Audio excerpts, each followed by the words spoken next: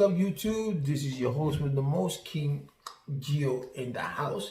Today we're going to talk about, well, in this brief video, we're going to talk about your credit. I know some of you guys and girls want to buy a house, you want to buy a car, or you want to have something financed, but you think or you know that your credit is not that good. Okay, so I'm going to let you know on how you can improve your credit, or if you have no credit. So without further ado, I would like to start with saying that thank you everybody for subscribing to my channel. And if you have not subscribed to my channel, please do so. Hit that subscribe button right there. Hit the subscribe and hit the notification button, that little bell that you see, and it will notify you when I, King Geo, have uploaded a video. And also hit that share, like hit that like button. Okay, so the like thumb, I should say. So we all know that some of us have good credit, some of us have bad credit, or whatever the case may be.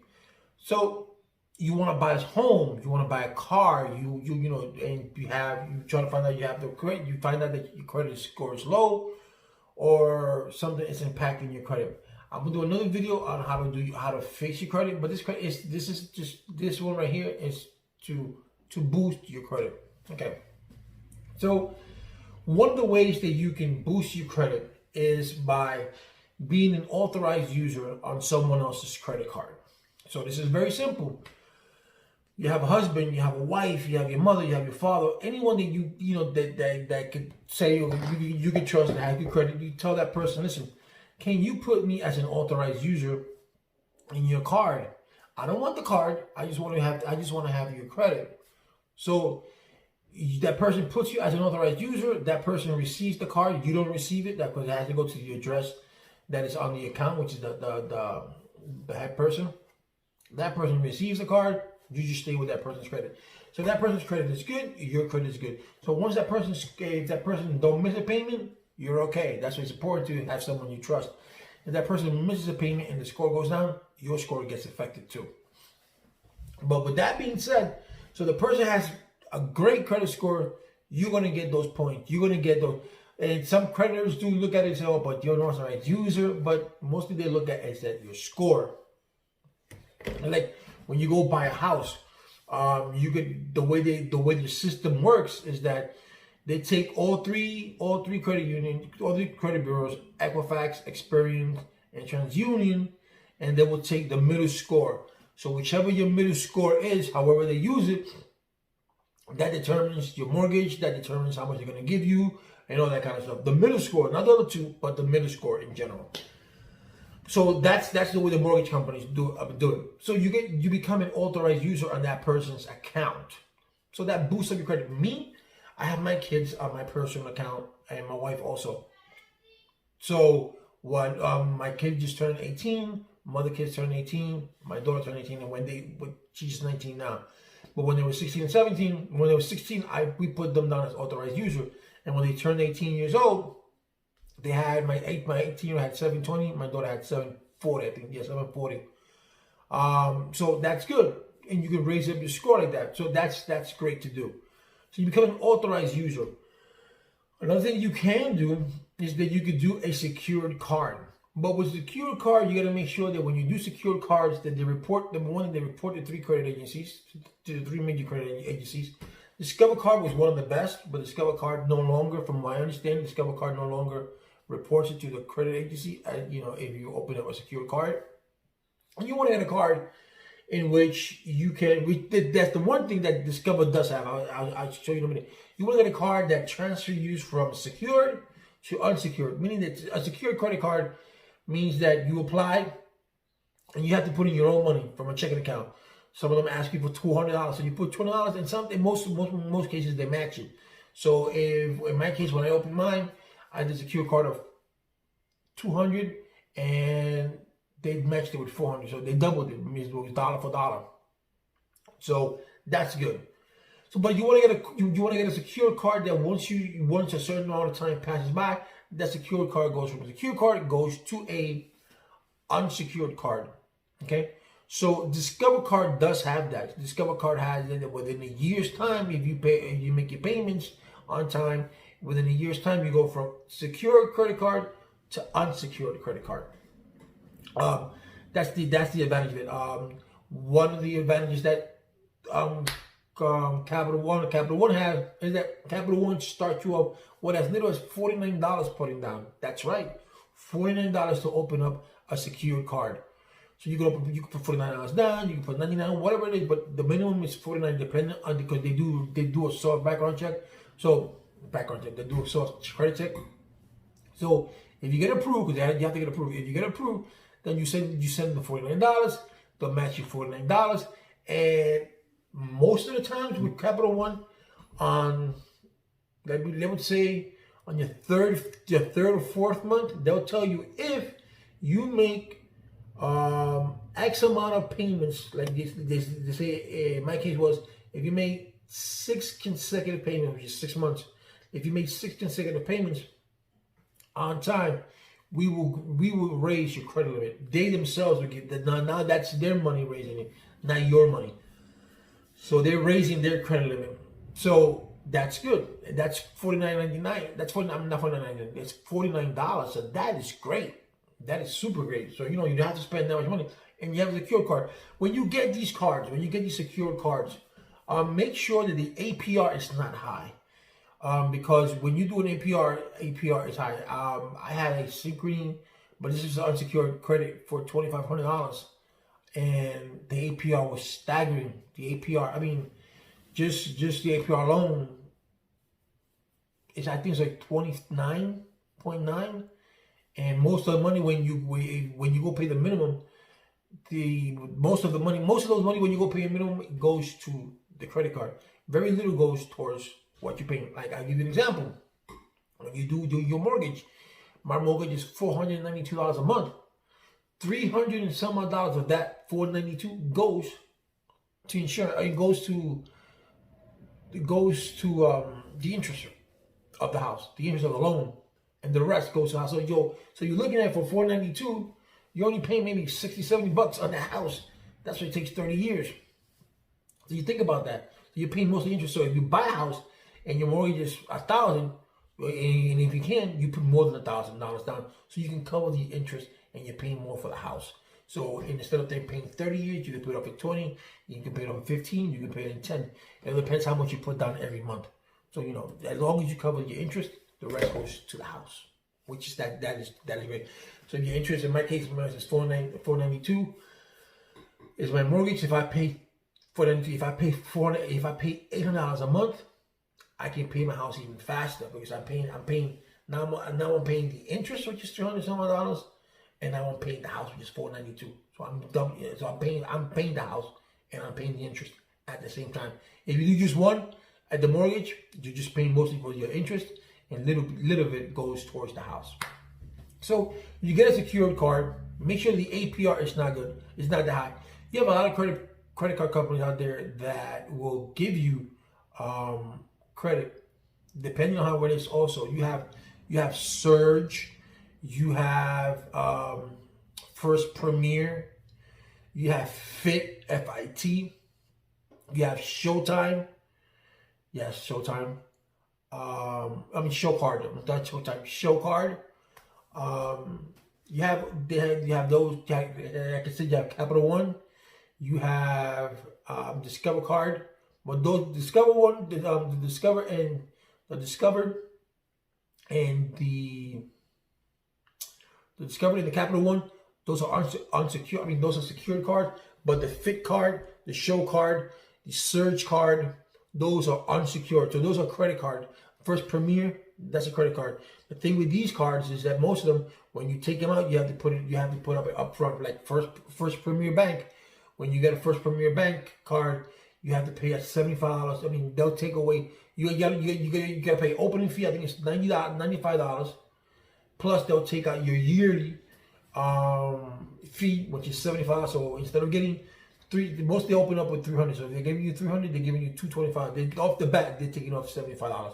And that's with the First Premier Bank. When I did Surge, when I did Fit, and when I did Showcard, they did not ask for any of that. They just gave you the card with a $300 limit. One of them was a $400 limit. It all depends, and that helps you create credit. And what you do with your credit is very important. When you get these cards, don't go out there. Because most of these cards, when you get the card, they know that you're going to spend it all. Because most people, when you get a credit card, especially if you're young, they splurge it out. Oh, I got $1,000, $2,000. And when they come look at it, that's money that you got to pay every month. That's not the point of getting that card. Was not for that. The point of getting the card is for you to establish credit. So what you do? So if you got Netflix, so you put that card to automatically pay Netflix. If you buy gas every month or whatever it can be, you buy your groceries or not groceries. You buy your gas with that. Whatever's the minimum part of it is, spend as much little as possible with that card. Always keep your balance. Always keep your limit to 30% of what you spend. So if your card is $300, make sure that your balance is 30% of that. Out of $300, make sure that you don't go over $30. Maybe 35, but don't make sure you don't go over 30, because 30% of your limit is what they want you to use. Is what they want you to keep your balance on all your cards, or any card. So that's good. Another good thing to have credit on, I forgot about this, is opening, if you can, opening up a Fingerhut account. Fingerhut does report to the 3 credit agencies, and that's a good way, because they go over web bank. That's a good way for you to also establish credit. If you get approved of Fingerhut, and they say it's $300 or $1,000, and you want to start credit, order something small, maybe something worth maybe $50, $100, and you're only paying $7.99 to $9.99 a month, but you're establishing credit. And the good thing about Fingerhut is that their credit increases as time goes by, and you're paying. So if you got $500 of credit limit, within due time, the rates of 700 goes to 1,000, they go to. I've gone up with Fingerhut up to $2,500 with Fingerhut, and I paid all that off, and then I closed the account because I no longer needed them. But you don't want to close your accounts either, because the more accounts you have that are in good standing, that's more to your benefit, because creditors will look at that and say, well, look at that, this person has had this account, so it's worth something. The longevity of that card, of that usage of the card, is very important. When they say this person has had credit for 5 years, this person has had credit for 7 years, and this person's always paid on time. So that's very important. So you get a Fingerhut account, Capital One secured card, Discover card secured card, a First Premier, but those are credit cards that like I said, you have to pay an application a fee for up front before they even send you a card. Then you got FIT. I will leave those links below. You go to FIT, you got Showcard, you got Surge. Surge and FIT are the same bank. So if you apply for one, most likely you in a few months, if you want to apply for the other one, they'll give it to you. So the same thing. But that's the way you could establish credit. That is the best way to establish credit. Well, like I said, one of the best ways also to do it is as an authorized user on someone else's credit. That's what it's called, piggyback. You're piggyback riding on someone else's credit, which is not a bad thing to do. So make sure that that when you look at your credit, you look at all the information that you have. I will put a link below down there that you can do where you can get your credit facts correctly, and it will show you what's on there. What's on there, you look at it, and if you don't agree with it, you always dispute it. I'm going to tell you one thing: do not, and I cannot underestimate this much. Do not go to these people that they charge you $300, $400, $500 to fix your credit. This is something that most of them will do. I was going to do another video, but I'm going to put in this video. This is something that you can do for free. Removing credit back, removing or requesting to remove inaccurate data. It's free. Don't get fooled by some of these companies that tell you we can help you out with your credit. I mean, they're doing something. They're charging you for something that you can't do, that you can do yourself. When they tell you, oh, we can remove from you car repossessions, no, they cannot. We can remove to you student loans, no, they cannot. They can do this, no, they cannot. If you want me to do a video on how to remove or to teach you how to do these things, let me know and say, King Gio, please give us this video, and I will give you the download of it. I'm not gonna say, I'm not nitpicking. Say, you know what, you can do this, you can do that. And most of these people that do that, they always end up charging. But there are some guys, there are some good guys out there who do not charge you at all, and they make videos. There's a guy there, credit something, I forgot his name, but I will get it for you. I will put the link. I will put his YouTube video, his link on my channel, so you can see he's a legit guy. The way I see him speak about the credit, so he's legit. He's good to follow. He gives you the up and downs of credit card, mortgages, stuff like that. So he's legit. He doesn't charge you anything, and that's what I look for when a person doesn't charge you something for something that you can do, and they give you information on how you can do it. Okay, so for example, there are people that says, "Oh, we could take repossessions off. We could take student loans off." No, you cannot take student loans off because that's federal.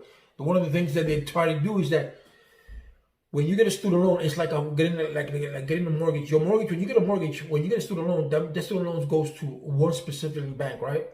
And then that loan gets sold to another bank or gets sold to another entity. So what happens is that, let's say Freddie Mac sells it to this person or to this bank. In the transaction course where this bank passes it on to this bank, in that period, that gray period, it doesn't come out in your credit score. So they'll say, okay, we've removed it. You see, oh, why? It's been removed. All right, because if you haven't paid here, right, on this for Freddie Mac, as Freddie Mac sells your account to this company, like I said, that gray period, it won't show. So you say, oh wow, he removed it, or she removed it, or they removed it. But it's not that they removed it, it's that it's being transferred. As it's being transferred, they will not report it. So you see it as removed.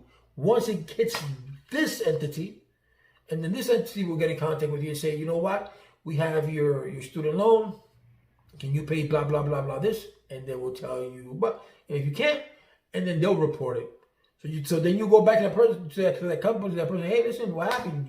You said we're going to remove it, and then they came back. So if you ask, possessions cannot be removed, a car that repossessed cannot be removed. So don't let yourself, don't get fooled by it.